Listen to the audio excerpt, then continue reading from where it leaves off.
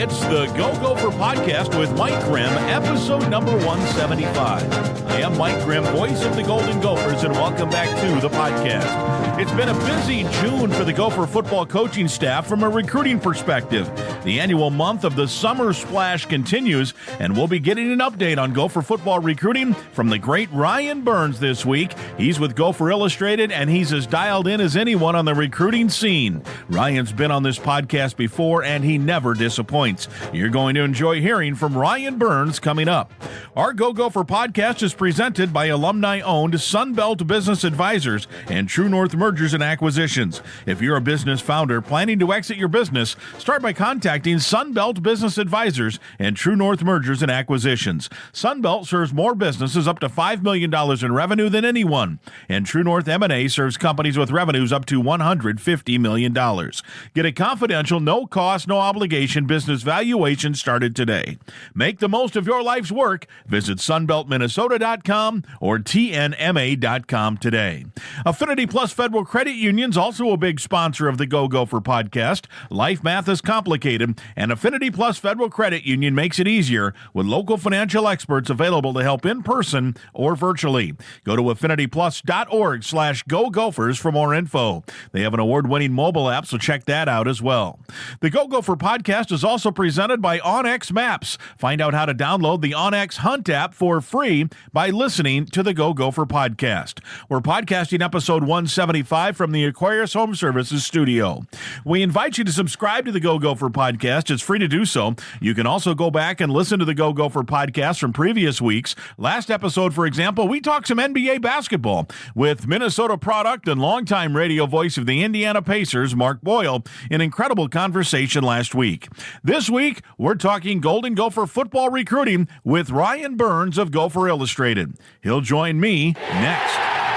I'm Clay Geary, walk-on turned scholarship wide receiver for Gopher football. And I'm Ben Utek, U of M alumni, Super Bowl champion, and Tony Dungy Uncommon Award winner. We understand championship culture, which is why we're part of the True North family of companies.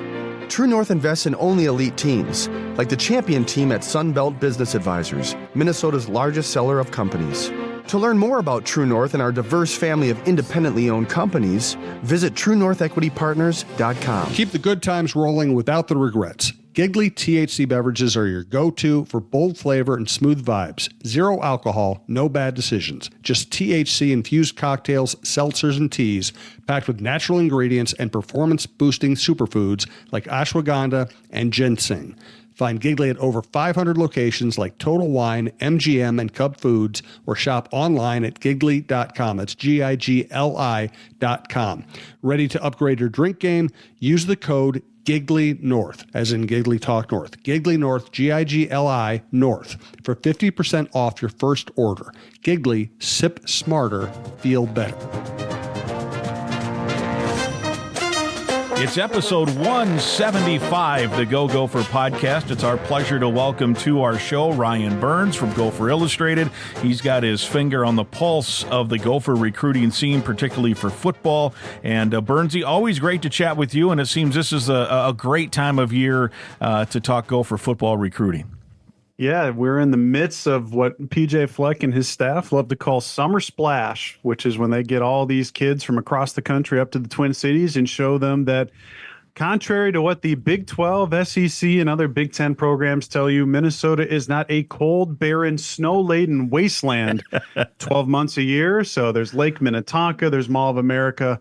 There's a bunch of different things that they get done on their itinerary over that 48-hour stretch. But we are in the midst of a very, very busy time in recruiting. Yeah, and Summer Splash has been pretty effective over the years in getting commitments and showing, as you said, these guys, a fun time of year, great weather time of year. I know in the past, PJ has had these guys out on Lake Minnetonka on the jet skis. Now, I don't honestly know if PJ still has the place on Lake Minnetonka. Is he still taking these guys out on the boat and the jet skis and such? He is. I think, again, I don't want to get too into it, but I think his new house is now done. I still think it is somewhere near Lake Minnetonka. I don't pretend to know the West Metro like I do the East Metro, but they go to something called Spray Island, which I'm sure for many of your listeners are like, why don't you know what that is? I've never been on Lake Minnetonka in my life.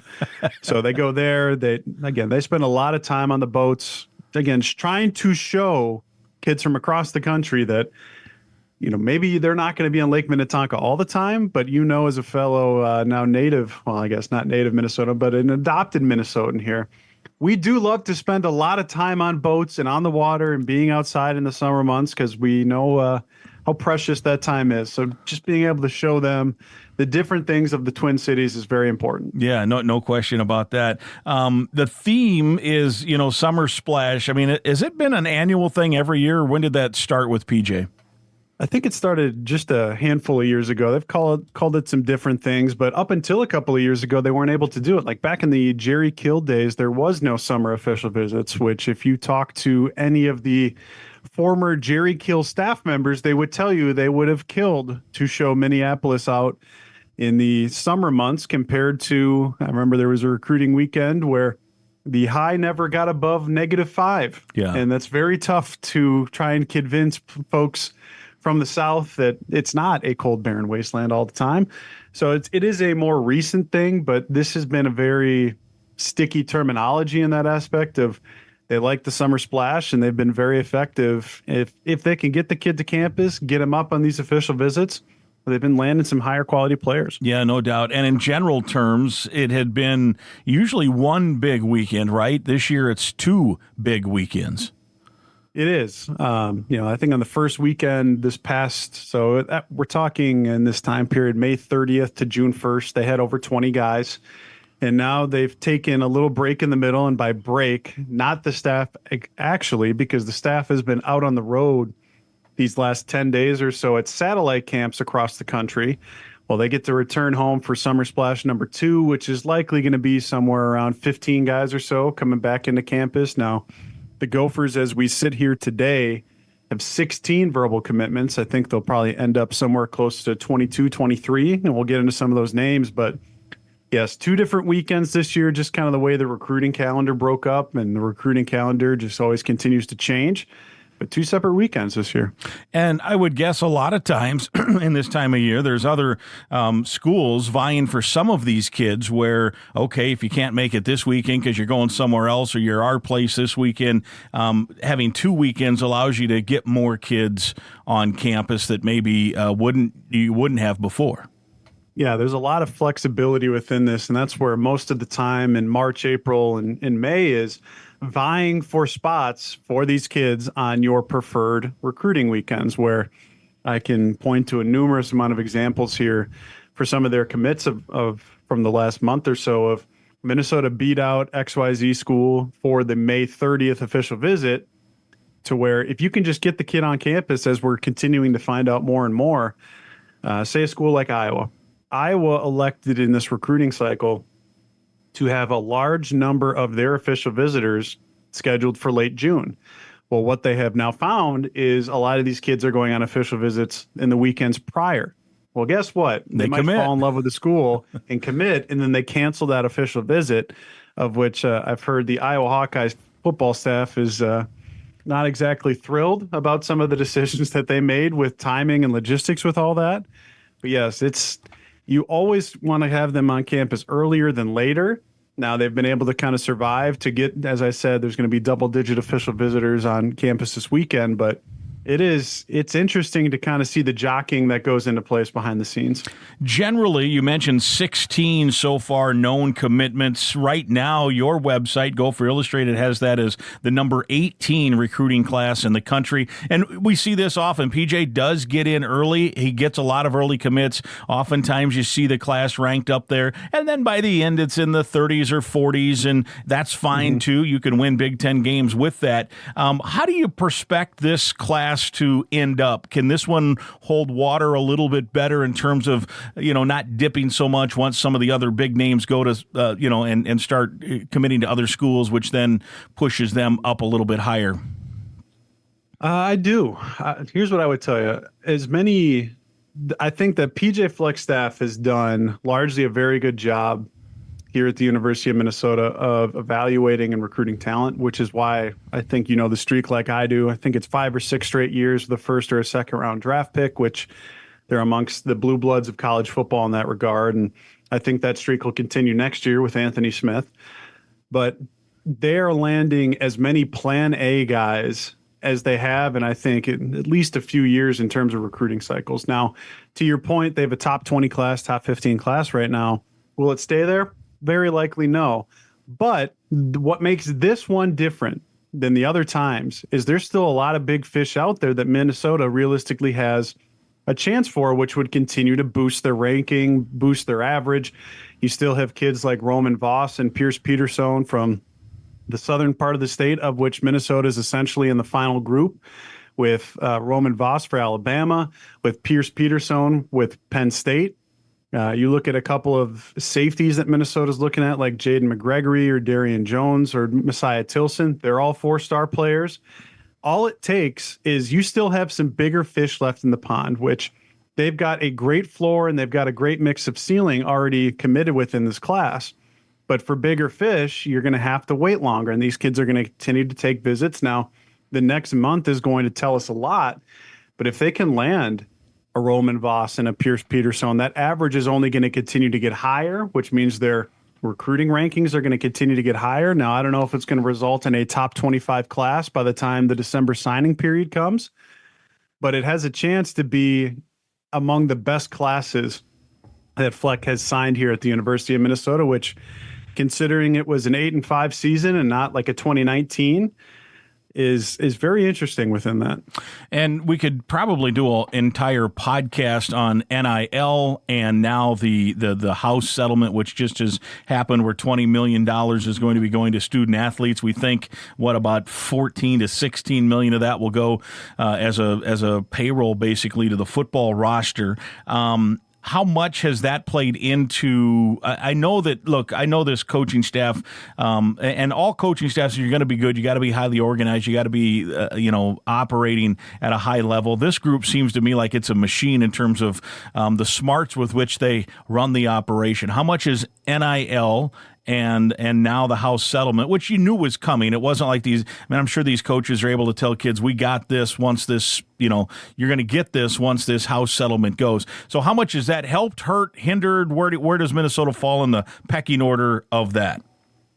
Yeah, in terms of high school wise, the way that I understand that Minnesota allocates it is not to high school players. It's to the current players, which is why for now 2 consecutive off seasons, you've kept players like Ariante Ursery and Ja Joyner the previous season, and why Darius Taylor and Coy Parrish, contrary to what everybody on social media told me during the season, they're still here. They did not transfer. They're here, yes.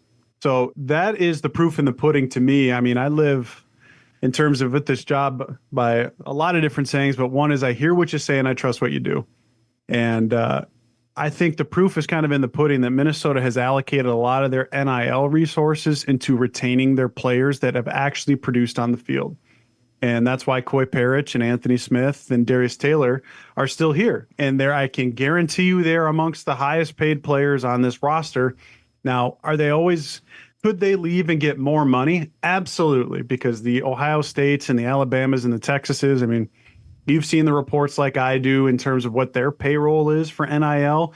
Now you add in that each one of these schools will have an extra $14 million to divvy up. The price tag is only going to continue to go up. But to be able to be a Big Ten school and say we opted into the House settlement, the House settlement money is not distributed equally amongst players on the roster. And folks also have to remember this first year of the House settlement, there's also going to be back pay to some of the previous players amongst this generation. So I think it helps that you can say, well, here's what the majority of our true freshmen will make in terms of House settlement and NIL combined. That Minnesota is not allocating a lot of money to landing players out of high school. They have chosen that if you are a good player, and we can see that, you're going to get market value.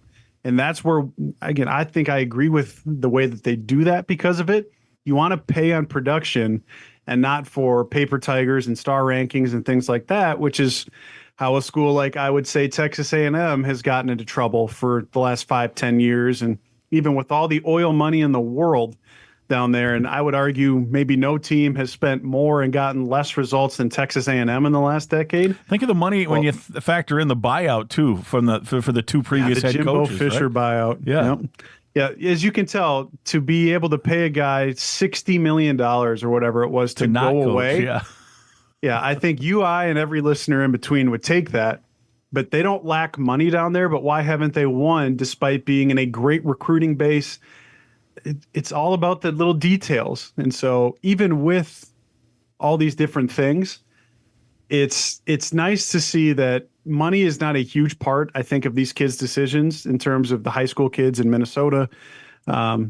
Just because more and more programs like Minnesota are saying, I mean, for some of the highest profile kids, sure, they're getting millions of dollars to go wherever. But for this next wave of very high 3-star, low 4-star kids, the amount's going to be about the same anywhere. And then it's going to become about fit, which, like I do, from the hundreds of interactions that you and I have had with PJ Fleck on and off the camera, you're going to know within 5 minutes of meeting him whether you want to run through a brick wall for him or if you just don't particularly care for him, which that's the part of the recruiting process that people also don't understand with him is for a lot of kids, it might take multiple visits to know if you and the head coach, as the kids would say, vibe. Yes. You're going to know within 10 minutes if you want to play for PJ Fleck or you don't, which makes the recruiting process a lot more simplified in that aspect. So yeah, always just so many different nuanced things. There is a weeding out process, so to speak. Sometimes good, sometimes bad. There might be a great player that just won't be the fit, and that kid will go play somewhere else. And then on the flip side, there might be a great kid that's a perfect fit that you might not have otherwise gotten. But the connection is made that the kid wants to take part in this part of culture. So it is pretty good. Bernsey, hang on here just a second. I want to talk about one of our sponsors, Affinity Plus. It's your local credit union, proudly serving Minnesota since 1930. As a current Gopher student, or if you're a proud Gopher alum, you're eligible to join a financial that wants to build a meaningful banking relationship and put you first. You can meet with a local employee at any of their branches statewide, including right off campus in Minneapolis. To learn more and find other ways to connect, go to affinityplus.org/Go Gophers. That's affinityplus.org/Go Gophers. Affinity Plus Federal Credit Union, federally insured by NCUA, people-centered banking, perfect for Gophers. We thank them for their support of the Go Gopher podcast and of Gopher athletics in general. Ryan Burns is with Gopher Illustrated. Burnsy, great time of year if you're not a subscriber to Gopher Illustrated to hop on board as the summer splash continues. What can you tell us about membership and subscription? And I know you always got some sort of a special running. What's the deal of the month now? Yeah, we got 50% off an annual subscription to Gopher Illustrated, which I would argue my website is among the better ones out there to get in-depth Gopher information. There's only so many things that the newspapers can tell you, and that's where we try to get a little bit more into the weeds with recruiting and roster construction and what to expect from different players. Plus, if you like Gopher basketball, Ryan James, who is just recently on this podcast, is also on there. So between Gopher basketball and Gopher football, we like to think we can give you a lot of things that a lot of other people can't.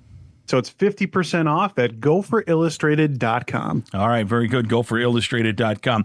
Well, as we mentioned, 16 recruits so far are hard commits to the Gophers. Nothing technically official yet. We have to wait until the December signing day. And even then, I suppose that December day is less meaningful now with the transfer portal and everything else. But we're getting a good idea of kind of where this class is stacking up. And I don't want to go through all 16 guys at this point. Maybe, Bernsey, will have you on during that December period and we can talk more in depth, but I do want to talk about, as we're in this month of June, give us a Cliff Notes version on that first weekend where up until then there were 10 commits, and I think it was 6 commitments over the course of 2.5 days that first weekend in June. And I know maybe we'll do it this way. I'll give you a couple of names and you tell us a little bit about them and what Gopher fans can expect. They got a pair of offensive linemen, Daniel McMorris and Matali, if I'm pronouncing that right, Benjamin. Tell us about those two guys.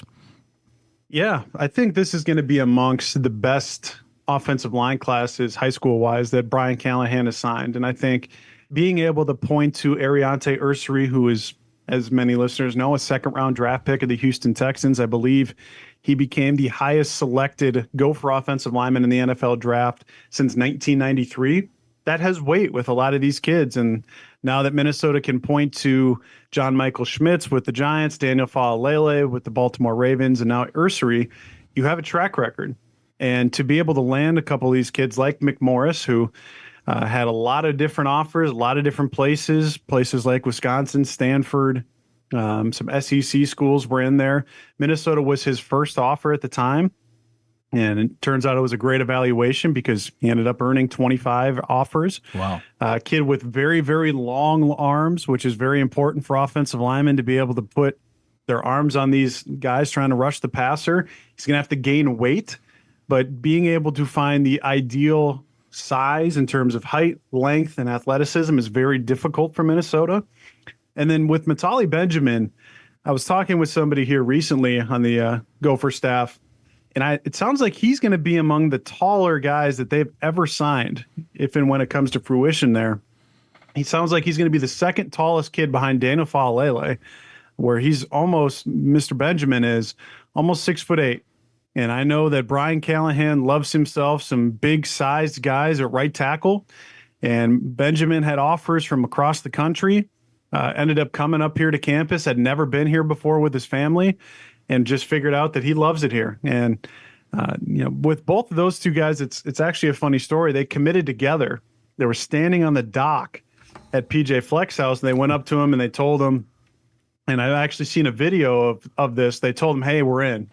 And Fleck reacts, and he's excited, and then he just jumps in the lake with like a scissor kick right off the dock, which I'm glad that it wasn't 2 feet of water there, or else there might have been some interesting things happening at Lake Minnetonka. So offensive line-wise, you got those two guys. You have Andrew Trout from Ricori, Minnesota, who we have as a 4-star prospect. I've seen him live a handful of times. I know he's dealing with another lower leg injury right now, but he is among, in my profession, we call them among the prettiest offensive linemen in terms of size, length, that have come out of this state in some time. So you have a lot of guys, plus Gavin Meyer from the state of Wisconsin, who is the number one player in the state of Wisconsin, which is now the second time in 3 years, because Nathan Roy, who might be starting for Minnesota at left tackle as a redshirt freshman, is also in that boat. So not only does Minnesota have the top offensive lineman from the state of Minnesota, they also have the top one from the state of Wisconsin committed as well. They got a couple of defensive ends, edge guys in the boat, so to speak, on the first weekend of Summer Splash as well. Anthony Charles and Aiden H., if I'm pronouncing that correctly. H, you know better than I. Tell me about those two fellas.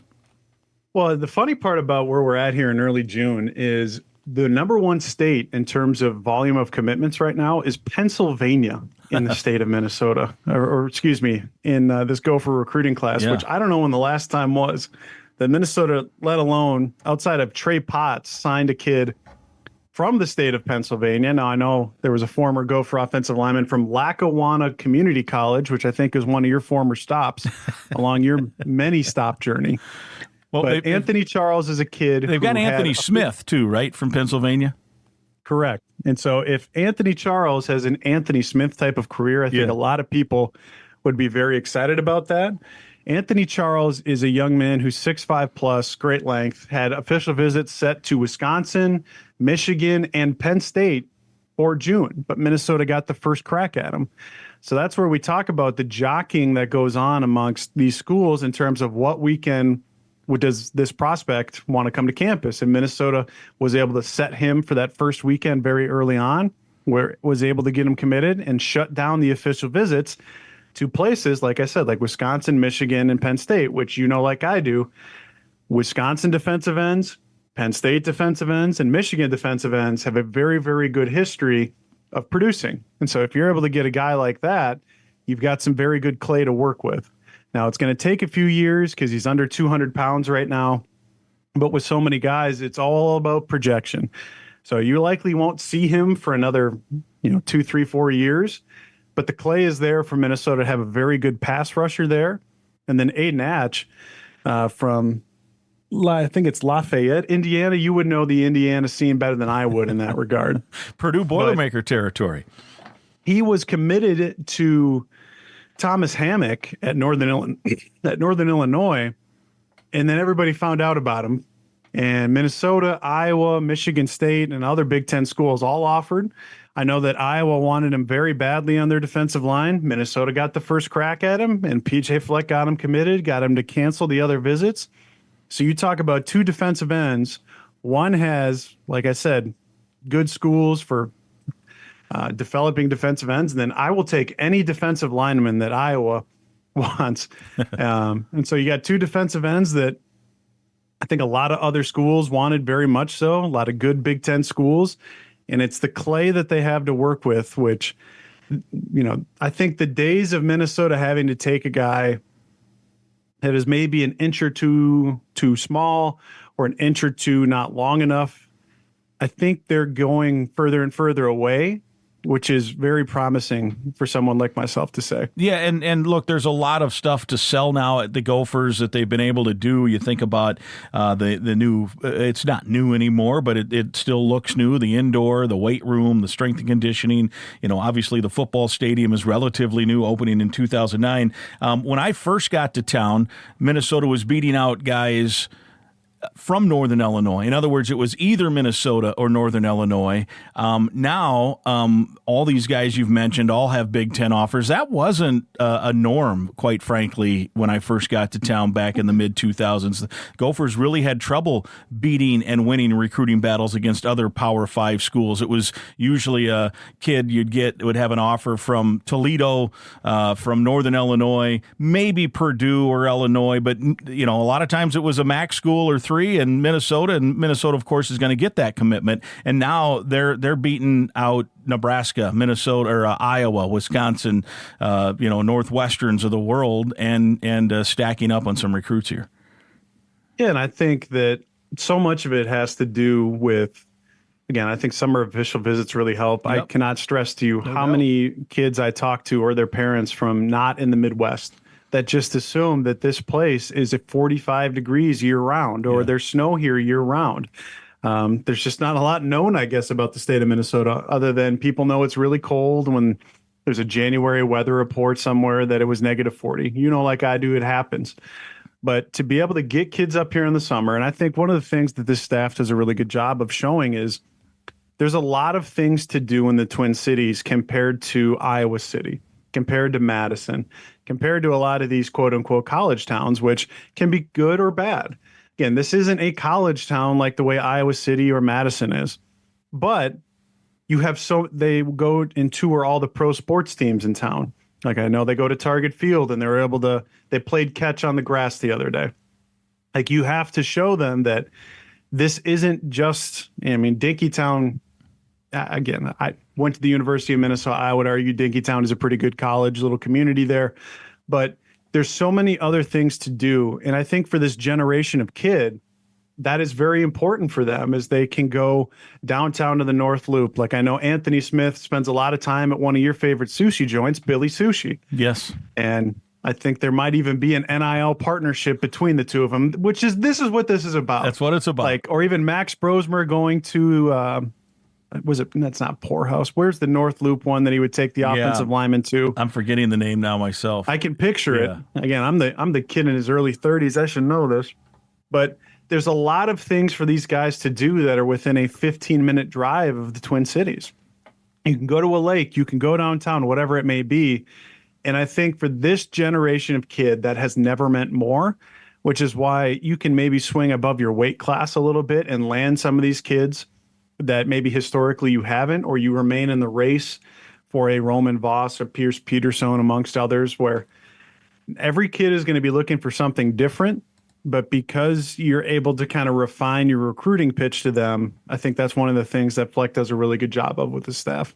2 more kids from that first weekend in June of the 6 commits we haven't hit on. One is a cornerback, Chance Payne. Tell us about him. He's someone that corners coach Nick Monroe found out about just about a month ago. The swag daddy? Yeah, swag daddy himself, Mahtomedi, Minnesota, just north of my poor little place of Oakdale, Minnesota, the home of 3M where water goes to die. That's a whole different podcast. Yeah, he found out about him about a month ago when Chance went to a camp and got verified height, weight, 40, athletic stuff. And he said, yeah, that's pretty good. I'm going to go see him live. Loved his live evaluation. Minnesota became his first Big Ten offer, and they moved on him very quickly. And then they also got your guy, Angel Luciano, which I appreciate the last name because this was kind of the first true recruiting battle between former defensive coordinator Joe Rossi and his former starter, Mariano Sori-Marin, which was very interesting to kind of see how it played out. Because this kid's a linebacker, right, Angel? He is a linebacker. Yeah. And that's where the thing that I found interesting so far through Mariano's first few months here as a recruiter is you'd be shocked to know that he and Joe Rossi like a lot of the same linebacker prospects. And so they have gone after a lot of the same guys. And that's where Minnesota took Angel, and Michigan State and Joe Rossi took a different guy that had an official visit set for the second weekend. So it's very interesting to see. Yeah, I get why the mentor and the mentee are going after one another, but I think Mariano has done a great job here at linebacker recruiting with these two guys of Luciano, who had a boatload of Power 4 offers. Plus, he's also got a linebacker by the name of Hudson Dunn, committed from Arizona, who had official visits set to Oregon and Michigan. I mean, you don't get to set an official visit, even if it is verbally, with Oregon and Michigan, unless you're a pretty good prospect. Yeah. And to be able to get him committed before official visit season was a big thing for Sori-Marin.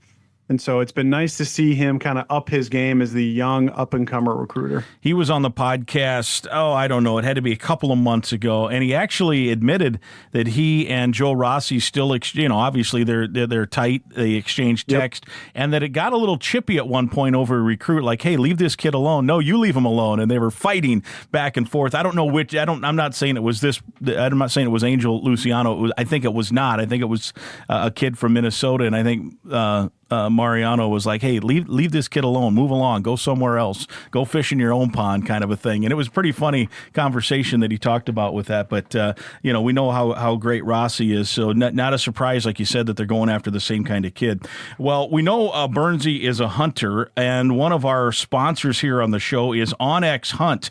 Have you ever driven past a piece of land and wondered who owns it? Or maybe you need to know exactly where property lines run? Well, that's where OnX Hunt comes in. And it's not just for hunters. There are folks using OnX for their jobs every day around the country. Farmers and ranchers are mapping out their fields, wildland firefighters navigating through rough terrain, construction workers needing to know who owns what property and where. It's an app that offers something for everyone. So if you need the best land ownership maps, aerial imagery, and property boundaries in your pocket, it's OnX Hunt. That's the tool for the job, and you can try it for free for 7 days. Download OnX Hunt in the app or Google Play Store, on Apple as well. Visit onxmaps.com/hunt to get started. Bernsey, you have your own property. I don't know if you need the OnX Hunt app or map, but did you have some luck with the bow hunting this year?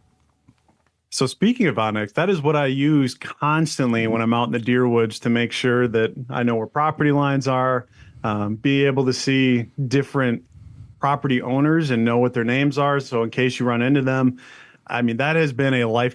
I'm not paid for any of this. This is unsponsored endorsement here. Yes, has been one of the best apps that I have on my phone. Now, bow hunting wise, like I do, that it's I made a poor decision in choosing one of my hobbies to be in the fall, because it's very difficult to find time in the fall to get out in the woods, especially when press conferences are at, say, 9 or 10 in the morning, when that's when I want to be in the deer woods, or there wants to be, good for me, radio spots on Sirius XM or KFAN or wherever the opposing market is that week. They want to be somewhere between, say, 3 and 5, which is also when sunset is.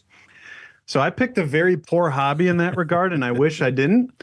But the heart wants what the heart wants. You taught me that at a very young age. Yes, I'm your mentor in that regard. Yeah, so we didn't have as much success as we wanted to have.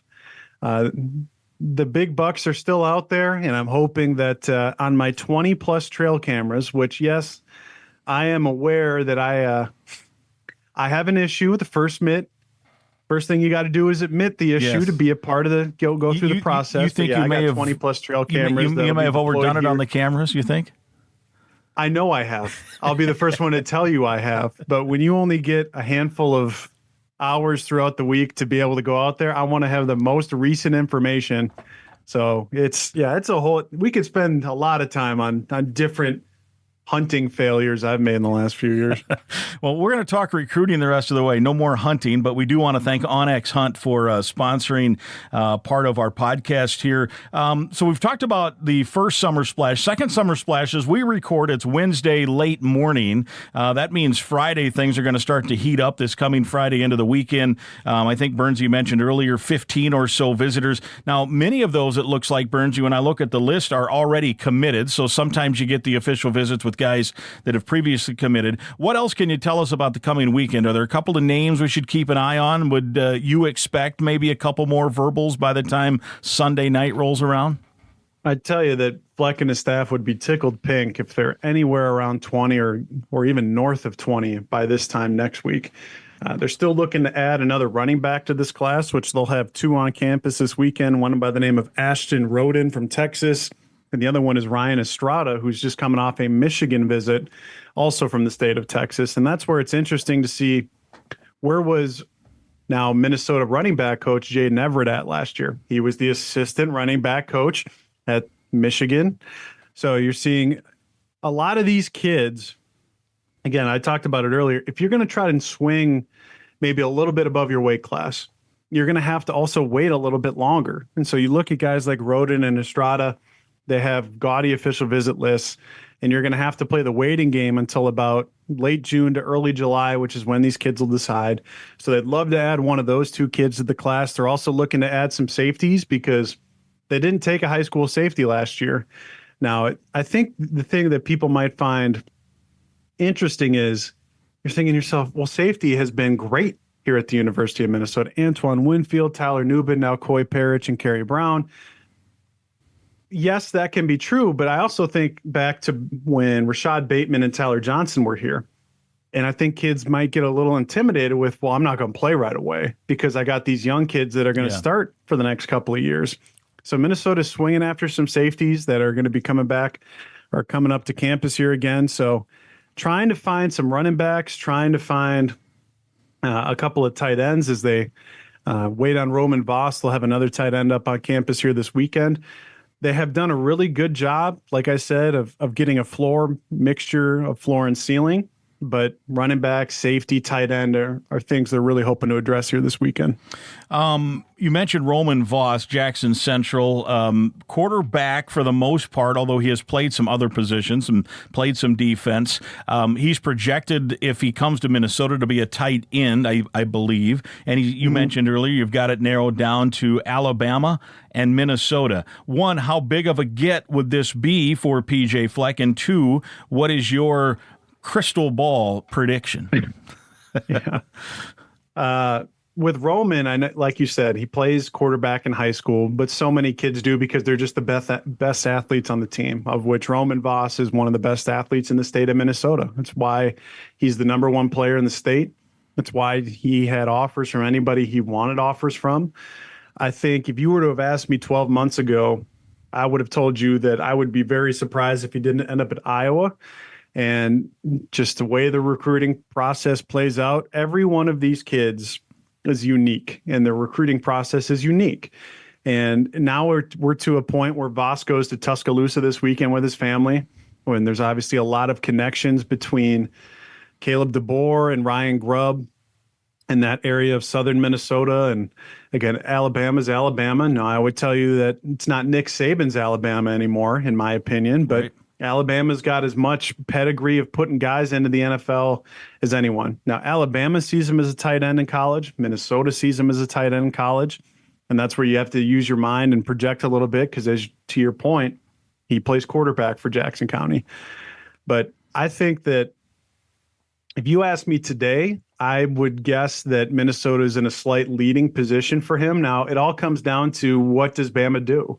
And can a kid from Jackson, Minnesota see himself in Tuscaloosa, where, I mean, you got to think about travel logistics for some of this too. I think it's a 16 or a 17-hour drive to Tuscaloosa, or you have to drive to Sioux Falls to take a flight to MSP, to take a flight to, I don't even know where the nearest Atlanta, Montgomery, somewhere. Yeah. So you got to take a 2-stop. Again, I'm thinking family logistics for different parts of this too. Yep. No one blames him for picking Alabama. Alabama's Alabama, but I think the strides that Fleck has made with that family and that recruitment, if it does end up ultimately resulting in a commitment, it's one of the more unique commitment stories I can remember, because he would be the third straight kid from the state of Minnesota, number one player in the state. He would join Coy Parrish and Emmanuel Carmo to commit out of high school. Now, I understand Jackson Howard is now here. He obviously chose LSU out of high school, but it's a recruiting win there. But it's also just, I don't think Minnesota was in a great spot early on with him, and they had to do a lot of work to show him that the Gophers is a realistic possibility for him. And I think they've done a great job. He, PJ Fleck, Eric Kaler, Greg Harbaugh have done a lot of work there over the last 12 months. But I think going into the Alabama visit, Minnesota's in a pretty decent spot. But like I do, things can change very quickly. But I do anticipate a decision from Voss by the end of the month. Wow. Okay, so we'll know a little more on him. It's interesting. His Jackson Central team must be pretty good. That's a great school. I mean, it seems like they're in every state tournament, whatever it is, basketball, baseball, softball, what have you. Because he was injured and for the tournament last year, football, and they still ended up winning it. So you think you lose a guy who's the best athlete in the state and your quarterback, and you still go out and win the state championship. Maybe there's some younger guys on that team that could be potential Gophers or high-level players someplace down the road as well, it would seem.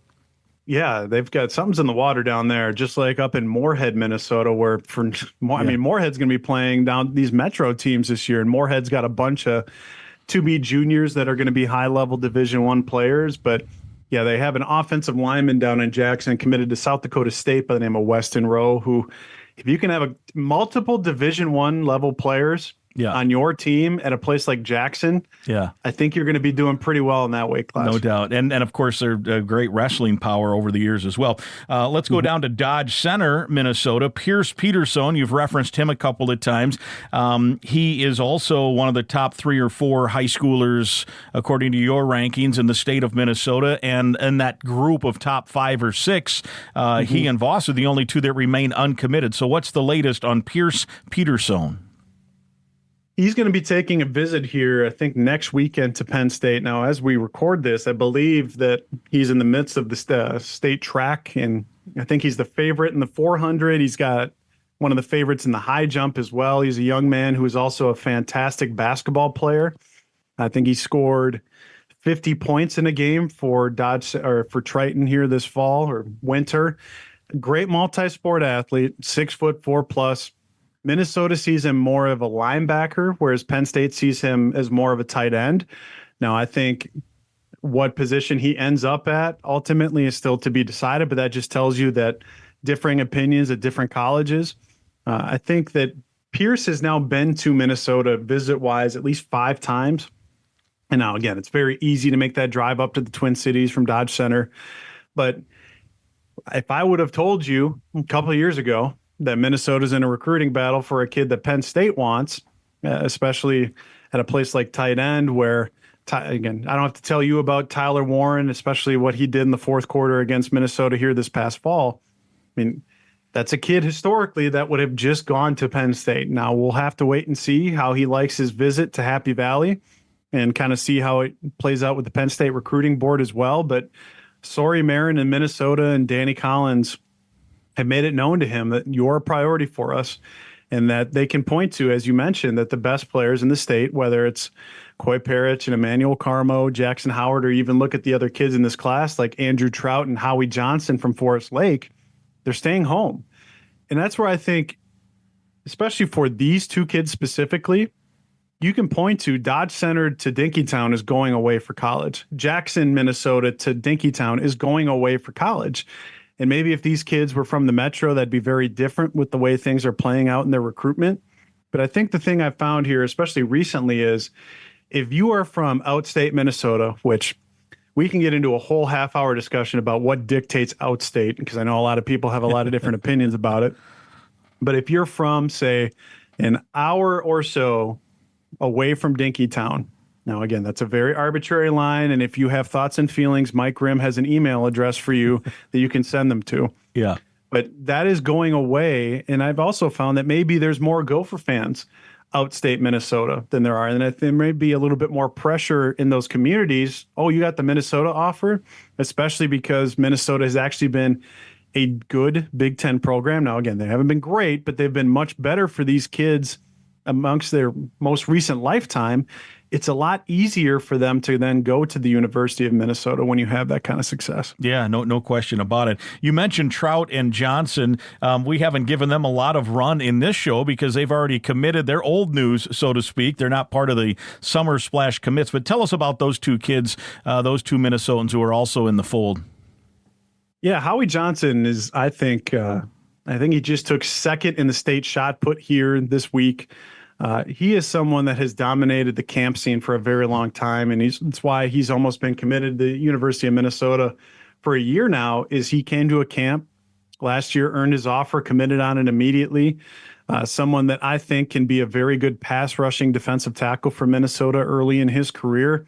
He is very prolific at Forest Lake. I think his stats speak for themselves in terms of, as a sophomore and junior, he's got over 55 tackles for loss. He's been very tough to block at the high school level. And I'm not here to tell you that Minnesota high school football is fantastic football, but it's average. And that's something to be said for that. He's got pretty good size with it. I think he's going to be someone that probably taps out around 280 pounds-ish. So you're looking at like a 3 technique at the college level, but a pass rusher on the inside is so valuable.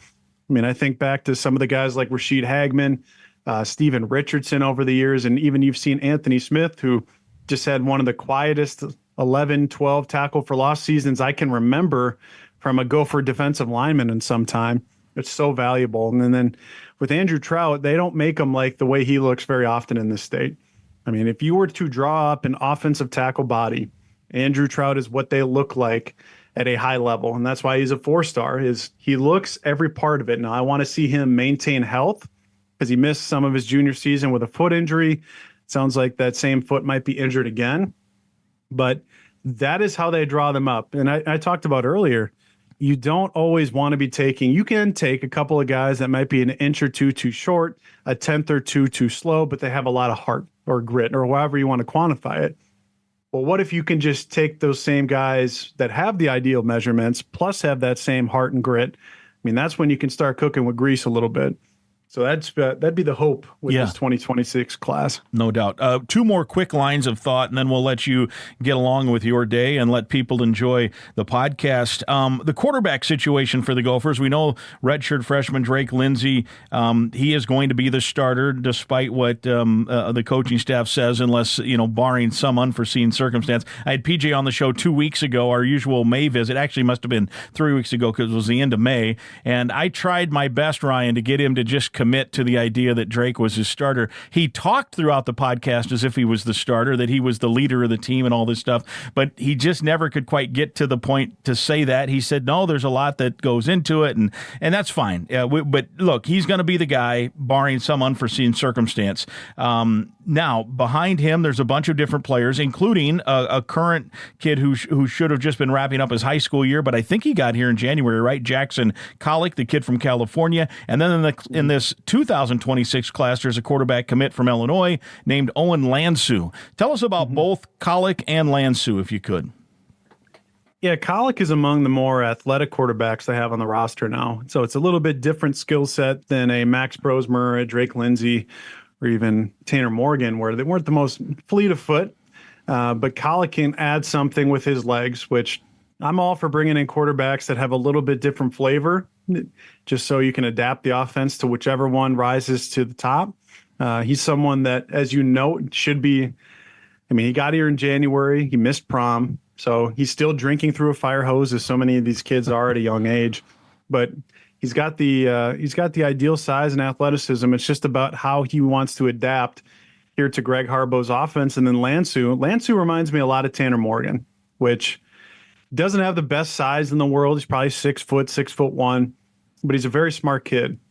And I think there's a lot to be said in this day and age for quarterback recruiting. And I think processors, the way I like to describe it, is how quickly can he adapt to things that change so rapidly at the quarterback position, where you're anticipating one thing at the line and you get another. or you're trying to make checks and adjustments, which we've seen in Greg Harbaugh's offense, especially with Brosmer last year. They have a lot more freedom to do than they did in Kirk Shiraka's check to the sideline offense before every play. So they're trying to maybe recruit a higher caliber of mind to be able to handle these things. So maybe you don't have the ideal size, but as we saw with Brosmer even, if you can just adapt to things on the fly and make the right decision, that's how you go have a 3-to-1 touchdown to interception ratio, complete 66% of your passes. So I think that he's going to be, if it breaks right for him, Greg Harbaugh's version of Tanner Morgan, which I think anyone would take Tanner Morgan's career. You'd be crazy not to. So he may not be the highest ceiling type of player because of his athletic limitations in that aspect, but his decision-making and his processor are things that have me excited to see what happens once he gets to campus. Yeah, should be fun to see how that all breaks down, and certainly there are some other guys in that quarterback room here this offseason as they're into offseason summer workouts now. Summer school has started as well. Should also make one note, there is one commit for 2027, and it sounds like it's a pretty big-time get. Tell us about Eli, is it Diane? Is that how you pronounce the last name? Diane, thank you. It's spelled like from Diane. Wayzata. Yeah. He is. He's a very good get for them. Someone who I think multiple recruiting sites have is a 4-star already.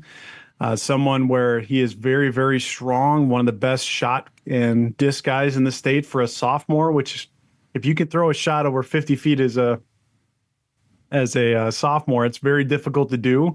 I think he owns now the Wayzata shot record already, which as a sophomore is, that's very impressive. So he's got a long way to go. I think he is someone that started to get more and more varsity time, but so many of these schools like Minnesota, Wisconsin, and others see the frame. He's 6'4".